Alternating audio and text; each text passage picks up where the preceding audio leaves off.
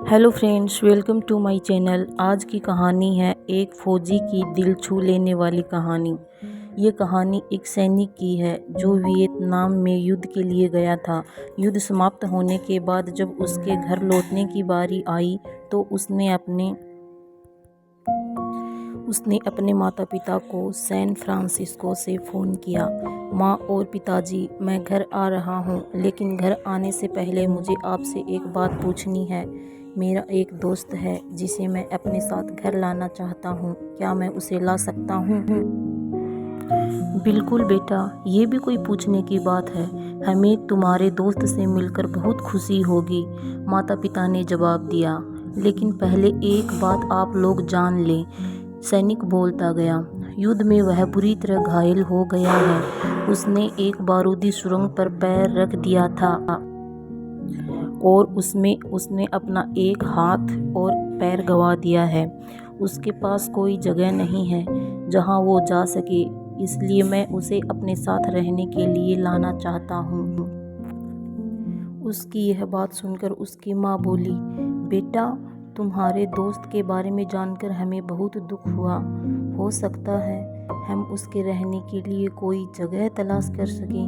नहीं माँ, मैं चाहता हूँ कि वो हमारे साथ रहे।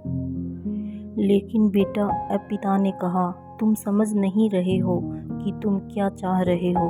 इस तरह का अपाहिज व्यक्ति हमारे लिए कितना बड़ा बोझ होगा। हमारी अपनी ज़िंदगी है जीने के लिए और हम नहीं चाहते कि इस तरह की कोई भी परिस्थिति हमारी ज़िंदगी में दखल दे। मेरे हिसाब से तुम्हें अकेले घर आना चाहिए और अपने दोस्त को वहीं छोड़ देना चाहिए। वह अपनी ज़िंदगी जीने के लिए कोई न कोई रास्ता निकाल ही लेगा। सुनकर उस सैनिक ने फ़ोन रख दिया।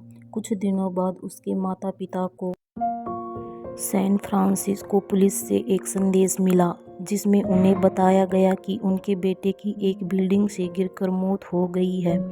पुलिस के हिसाब से ये एक सुसाइड केस था।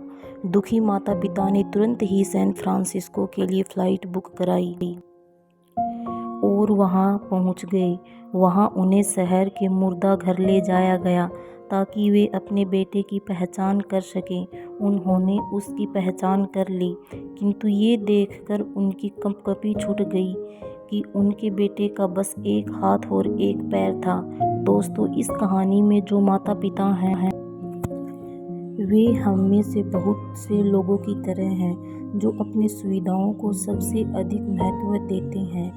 वे उन लोगों से प्यार करना या रहना या समय बिताना चाहते हैं जो दिखने में अच्छे हैं, स्वस्थ हैं या फिर जिनके साथ रहकर उन्हें मज़ा आता है।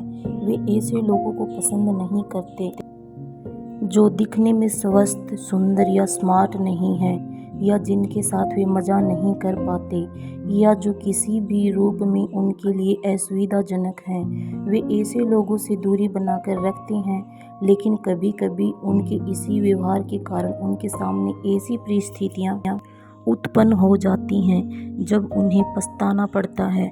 आइए लोगों को वे जैसे ही हैं वैसे ही अपनाइए और ज़रूरत पड़ने पर उनकी मदद करें।